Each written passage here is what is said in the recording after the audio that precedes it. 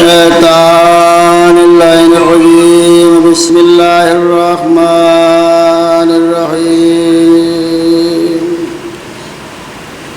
ازادارو علامہ مجلسی بہار الانوار میں تحریر فرماتے ہیں کہ شاعر آل محمد دیبل خزائی کا بیان ہے کہ ایک مرتبہ عاشوراء کے دن میں حضرت امام رضا علیہ السلام کی خدمت میں حاضر ہوا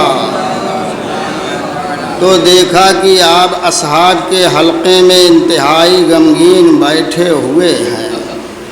مجھے حاضر ہوتے ہوئے دیکھ کر فرمایا آؤ آؤ ہم تمہارا انتظار کر رہے ہیں۔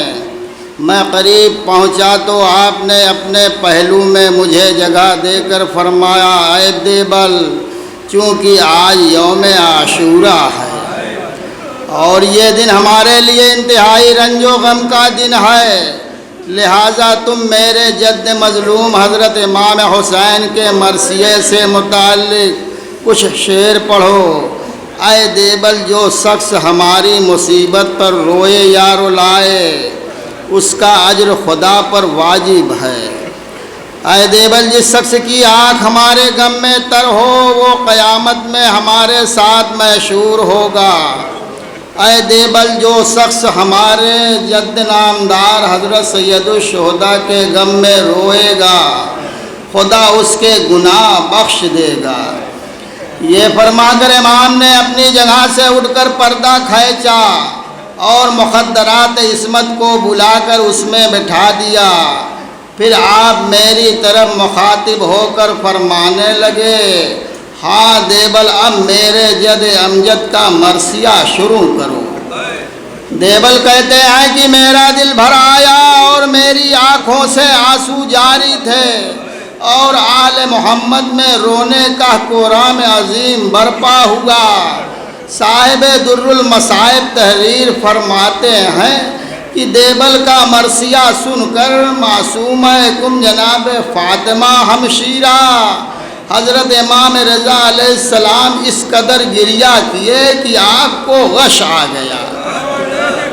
عزاداروں منقول ہے کہ ہمارے 8ویں امام مدینے میں سکون اطمینان کی زندگی گزار رہے تھے، مگر مامون رشید کو یہ گوارا نہ ہوا اور اس نے مدینے سے امام کو طلب کر لیا۔ حالات کے تحت امام مدینہ چھوڑنے پر مجبور ہو گئے۔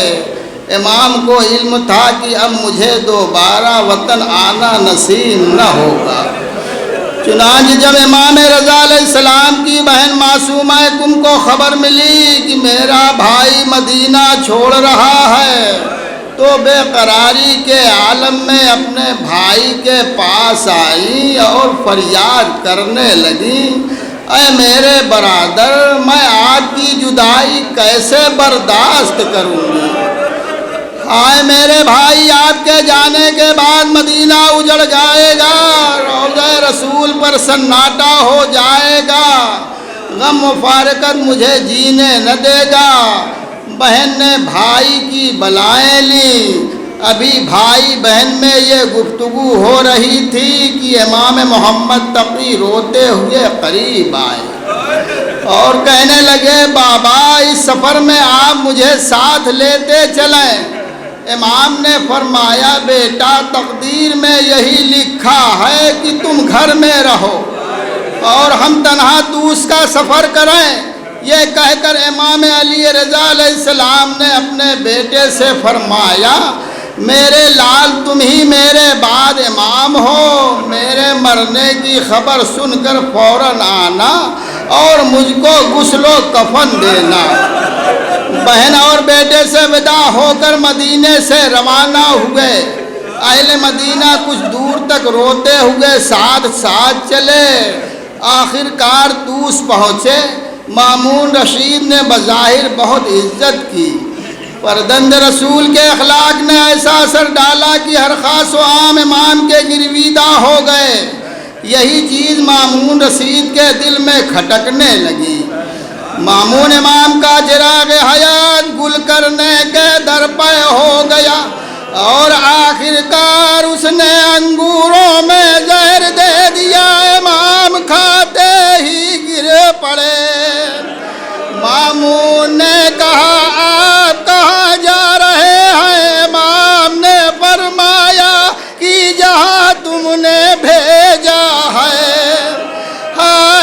اتنا زور اثر تھا جس سے امام کا کلیجہ ٹکڑے ٹکڑے ہو گیا۔ امام بستر پر حالت نظام کروٹیں بدلنے لگے۔ تھوڑی دیر بعد باعجاز محمد تقی مدینے سے توس آ گئے۔ امام رضا نے بیٹے کو کلیجے سے لگا لیا اور کچھ دیر تک اسرار امامت تعلیم کیے اور پھر روح پرواز کر گئی۔ امام محمد تقی نے باپ کو غسل دیا اور کفن پہنایا اور نماز جنازہ پڑھی۔ پھر حکومت کی نگرانی میں ہارون رشید کی قبر کے پاس دفن کر دیے گئے۔ ابھی آپ نے سنا کہ مدینے سے روانہ ہوتے وقت ان کی بہن جناب فاطمہ معصومہ کم کس قدر بے قرار تھی۔ معصومہ کم کو بھی اپنے بھائی سے اس قدر محبت تھی کہ جتنی زینب کو امام حسین سے تھی، چنانچہ جب بھائی کی خیریت کی خبر نہ ملی تو اشتیاق ملاقات میں مدینے سے طوس کی طرف روانہ ہو گئی، مگر ایک منزل پر پہنچ کر سخت بیمار ہو گئی۔ دریافت کیا کہ یہاں سے شہر قم کتنی دور ہے۔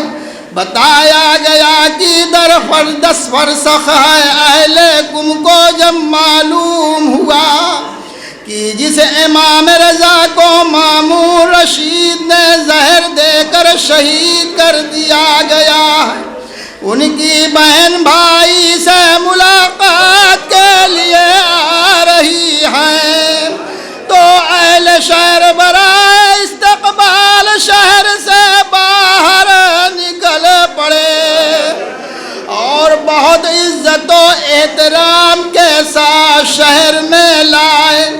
القصہ جب معصومہ کم شہر میں داخل ہوئی تو دیکھا ہر طرف سیاہ پردے پڑے ہوئے ہیں، نو ماتم اور گریہ و زاری کی صداؤں سے پورا شہر گونج رہا ہے۔ معصومہ کم نے پوچھا یہ کس رئیس شہر کا ماتم ہے؟ لوگوں نے جواب کے بجائے رونا شروع کر دیا۔